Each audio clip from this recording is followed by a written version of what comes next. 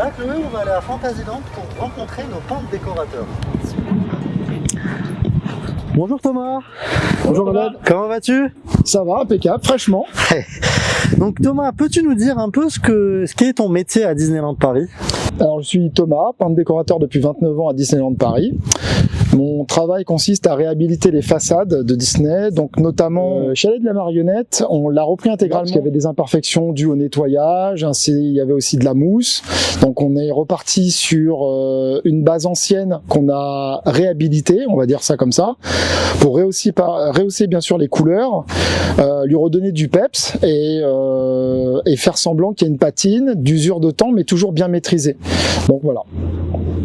Merci beaucoup Thomas. Bonjour Morgane. Tu vas bien? Pas bien, franchement.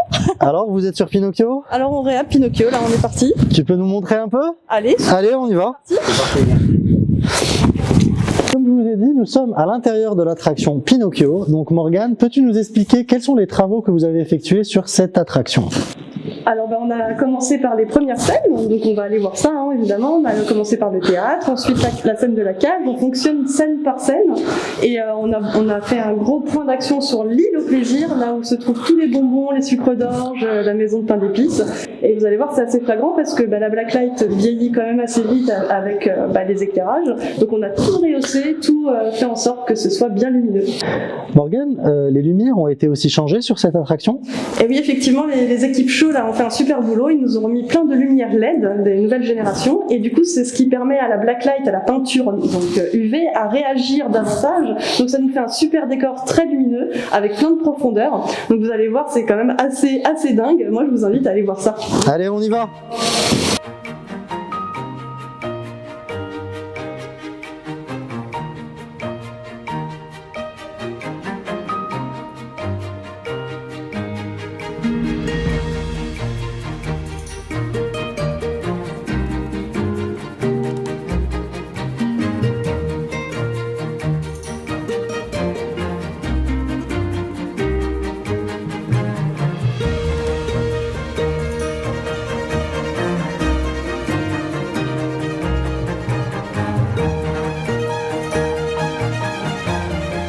Alors nous voilà à présent sur donc la scène de l'île au plaisir de Pinocchio.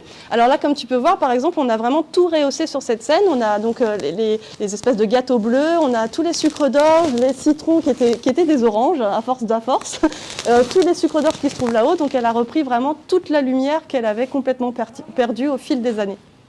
Alors nous voilà sur quelque chose de très lumineux qui ne l'était pas du tout avant. On est sur la glace avec toute la roue en sucre d'orge.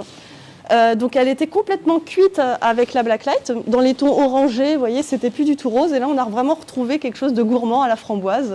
Donc voilà, la glace toute refaite. Merci Morgane pour cette visite. On est ici, on finit dans l'atelier de Gepetto. Et j'en profite avant qu'on te laisse pour te demander combien de temps finalement va prendre cette réhabilitation. Eh ben, il nous faut environ 2 mois de réhabilitation pour refaire toutes les peintures. Et puis en plus, je vous donne une petite info. De base, cette réhab était prévue ultérieurement.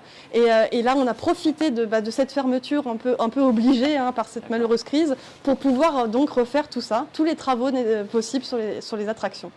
Bon, donc, en tout cas, ça fera plaisir aux visiteurs quand ils reviendront. On a hâte de les retrouver vivement, qu'ils puissent profiter de toutes ces belles attractions. Merci beaucoup Morgane, encore bravo. Je t'en prie, merci à toutes les équipes.